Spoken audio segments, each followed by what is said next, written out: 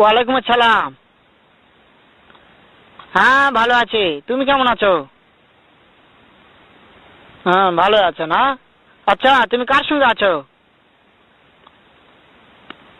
ওই মাদার চোদের সঙ্গে।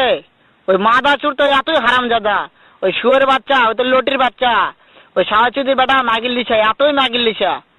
ওই হারামজাদের আমি সামনে পাইলে একটা এমন একটা চটকানি মারবো, শালা মাদার চোদ।